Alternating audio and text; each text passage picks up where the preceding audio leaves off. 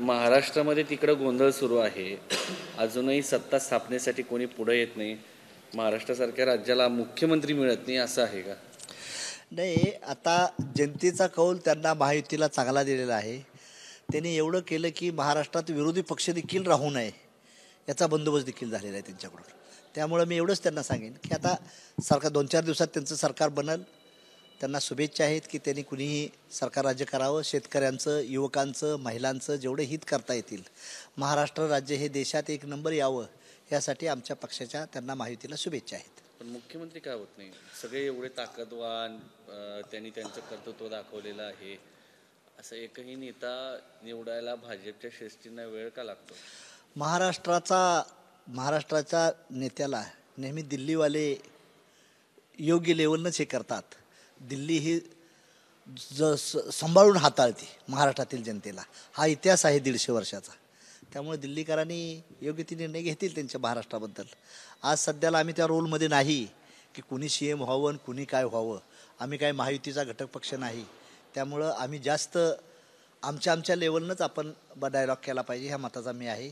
आमचं पहिलं आहे की राष्ट्रीय समाज पक्षाचं संघटन देश लेवलला कसं वाढलं पाहिजे.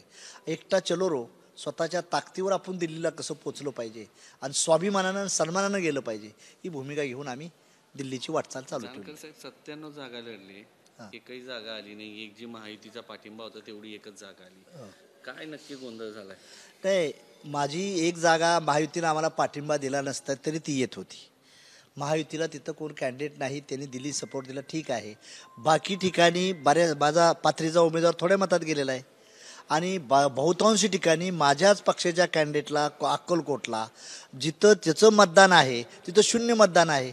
EVM बद्दल लोकशाही घातक घालायचं षडयंत्र जे चालू केलं आहे राज्यकर्त्यांनी, त्याबद्दल EVM बद्दल माझा न्याय आहे आणि राष्ट्रीय समाज पक्ष देशभर निषेधाचं आंदोलन आम्ही EVMच्या विरोधात करणार आहे, हे आम्ही फायनल केलेलं आहे. पण विरोधक जर या सगळ्या आंदोलनामध्ये तुमच्या सोबत असतील तर तुम्ही एकत्र होऊन आम्ही काही मिनिमम प्रोग्रामशी जर ते आले तर वेलकम आहे त्यांचं. काँग्रेसचं, राष्ट्रवादी ज्यांना शक्य आहे त्यांना आम्ही, अखिलेश यादव असतील, लालू प्रसाद असतील, सर्वांना देखील त्यांचं वेलकम करू.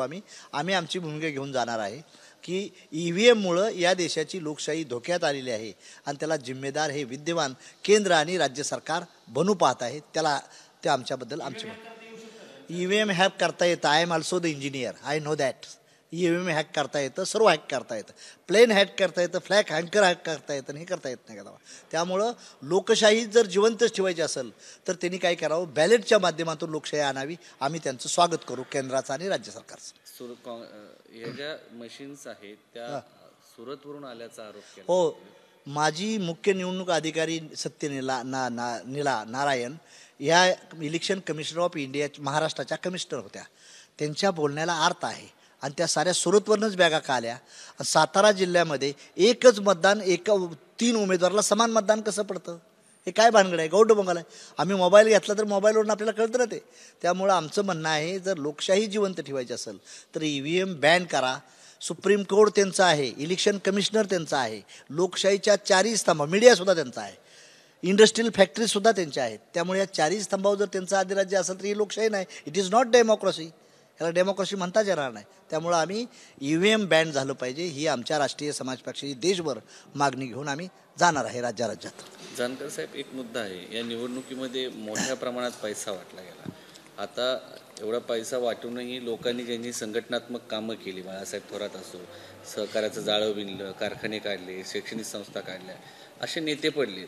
मात्र मोठ्या प्रमाणात बक्कळ पैसा वाटला असा जो आरोप होतोय, तर भविष्यामध्ये कोणत्याही नेत्याला निवडणूक लढायची असेल तर उद्योगपतींना शरण जावं लागेल. ह्यासाठी काय करलो आम्ही, जनतेच्या दारात जाणार, जनतेला म्हणणार न विकणारा समाज बनला तर न विकणारा नेता तयार होईल. तुम्ही जर गावात विकत असाल तर दिल्लीत आणि बॉम्बेत बसून पॉलिसी ठरणार नाहीत.